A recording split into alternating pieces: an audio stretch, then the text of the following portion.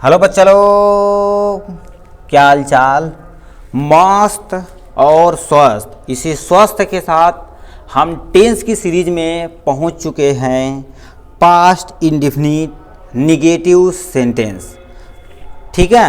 अब प्रेजेंट का जितना भी पोर्शन है हम क्या कर लिए हैं, कंप्लीट कर लिए हैं। और पास्ट इंडेफिनिट एफर्मेटिव हम ऑलरेडी आपको करा दिए हैं, ठीक है। अब आज हम पढ़ेंगे पास्ट इंडेफिनिट नेगेटिव सेंटेंस, ठीक है। तो चलिए देखते हैं आपका कैसे पहचान करेंगे पास्ट इंडेफिनिट को। देखिए पहचान, जिन वाक्यों के अंत में आ, या, ए, ई, चुका, चुकी, चुके, था, थी, थे आदि शब्द आते हैं तो उन वाक्य के अनुवाद किस में किया जाता है, एक्चुअली पास्ट इंडेफिनिट टेंस में किया जाता है। किस में किया जाता है, पास्ट इंडेफिनिट टेंस में किया जाता है, ठीक है। कैसे पहचानेंगे, जिन वाक्यों के अंत में आ, या, ए, ई, चुका, चुकी, चुके, था, थी, थे आदि शब्द आते हैं तो उनका अनुवाद किस में किया जाता है, पास्ट इंडेफिनिट में किया जाता है। जो भी रेड कलर का रेखा है उन वाक्यों के अंत में यदि ये सब आएगा किसी भी वाक्य को तो समझिए कि इसमें है पास्ट इंडेफिनिट टेंस के अंतर्गत है, ठीक है। चलिए नीचे देखते हैं आपका निगेटिव सेंटेंस, ठीक है।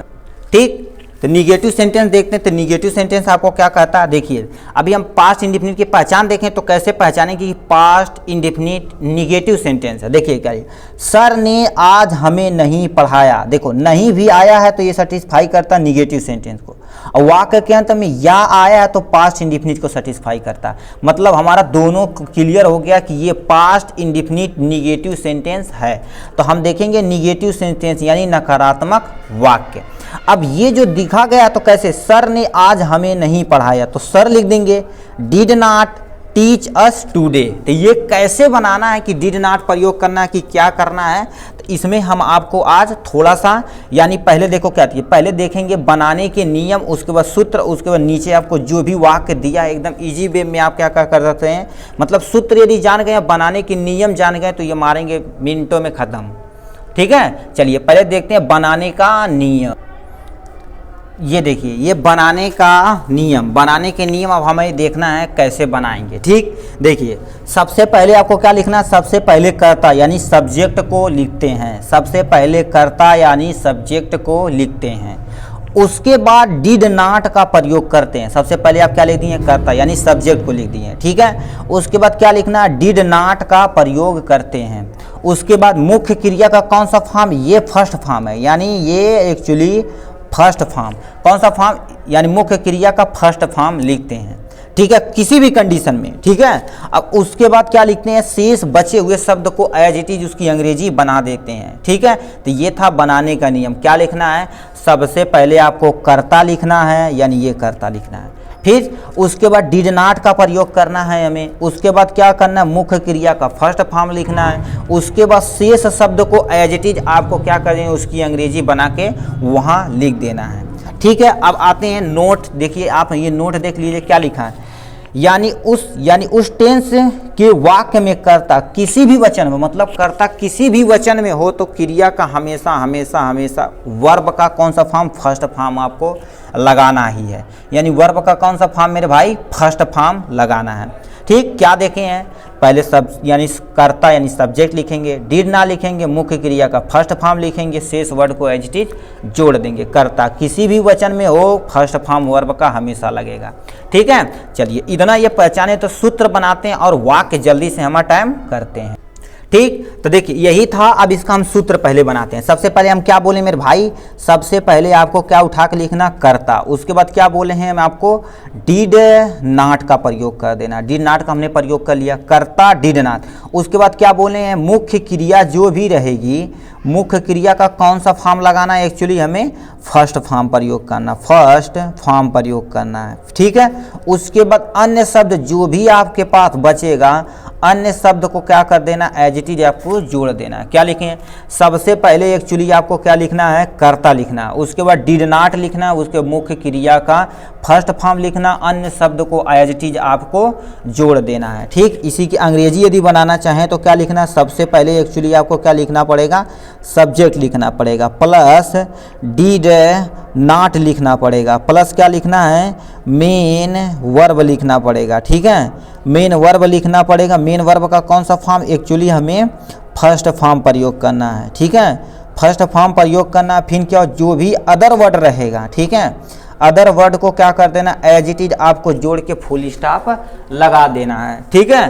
तो ये आपका फार्मूला है, ठीक, आप कॉपी में नोट कर लीजिए, ठीक। चलिए अब नीचे जो भी 4-5 वाक्य है आप एकदम इजी वे में भान्य से बनाइए तो, ठीक। देखिए क्या लिखा, मैं बाहर नहीं गया, ठीक, मैं बाहर नहीं गया, तो मैं की भान्य से अंग्रेजी क्या लिखेंगे, भान्य से क्या लिख देंगे, आई लिख देंगे, ठीक। क्या बोले हैं, करता, उसके बाद क्या लिखना है, देखो करता, उसके बाद डिड नॉट, तो हमने कहा बिना सोचे तुरंत भान्य से क्या बनाइए, डिड नॉट बना दिए, डिड नॉट बना दिया, ठीक। गया तो यानी गिरिया का फर्स्ट फॉर्म गो ही हो गया। बाहर, बाहर का क्या हो जाएगा, आउट हो जाएगा। लीजिए हमारा सर बन गया। क्या लिखा है, मैं बाहर नहीं गया, I did not go out, एकदम इजी वे में हो गया कि नहीं, ठीक है। अब क्या लिखे हैं, तुमने उसे गाली नहीं दी, तुमने उसे गाली नहीं दी, तुमने की क्या हो जाएगी, एक्चुअली हम यू लिख देते हैं, ठीक है, यू। अब क्या हो जाएगा, हम क्या लिख दिए, डिड, अब डिड नॉट तो लगाना ही पड़ेगा मेरे भैया, ठीक, करता डिड नॉट हो गया, ठीक। अब गाली का देना क्या हो जाएगा, एब्यूज हो जाएगा, ठीक, तो एब्यूज, उसे, तो उसे का क्या हो जाएगा, एक्चुअली यहाँ पर हम हिम लिख देते हैं, you did not abuse him, ठीक। ये आपका कॉन्सेप्ट दो हुआ कि नहीं, क्लियर हुआ। तो अब इसके नेक्स्ट वाले पे चलते हैं। वह आज स्कूल नहीं गया, वह आज स्कूल नहीं गया, वह की अंग्रेजी क्या लिखते हैं, एक्चुअली ही लिख देते हैं, ही, और इसी के बगल में क्या लगा देंगे हम, डिड नॉट लगा देंगे, ठीक है। अब जाना, जाना का क्या हो जाएगा, गो, उसके बाद कहाँ नहीं गया, स्कूल नहीं गया, तो हमारा क्या हो जाएगा, टू स्कूल। कब नहीं गया, आज नहीं गया, तो आज के लिए हम क्या लिख देंगे, टूडे लिख देंगे, ठीक।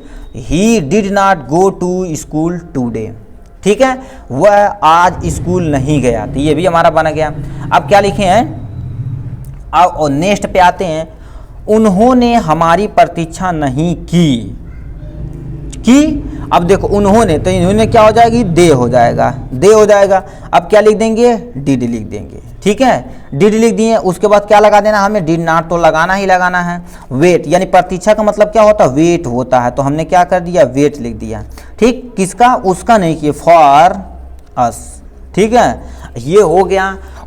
उन्होंने हमारी प्रतीक्षा नहीं की, they did not wait for us, ठीक। तो ये आपका निगेटिव सेंटेंस का, पास्ट इंडेफिनिट निगेटिव सेंटेंस का हम क्या देंगे, बनाने का नियम देखे हैं, सूत्र देखे हैं, और कुछ वाक्य अटेम्प्ट किए हैं, जिससे हमारा कॉन्सेप्ट ज़्यादा क्लियर होगा। एक चीज़ हमारा छूट गया, देखिए क्या छूटा है, अब देखिए बताएं नहीं, आप कैसे बताएंगे ठीक, लिखा है सर ने आज हमें नहीं पढ़ाया, ये हमारा सेंटेंस छूटा था कि नहीं, तो सर, तो हमें क्या लिख देते हैं, यही बना देते हैं, ठीक है, कोई भी सेंटेंस छोड़ना नहीं है। सर हमने यहाँ लिख दिया, डिड नॉट, हम डिड नॉट ऐसे लिख देते हैं, डिड नॉट लिख देते हैं, ठीक।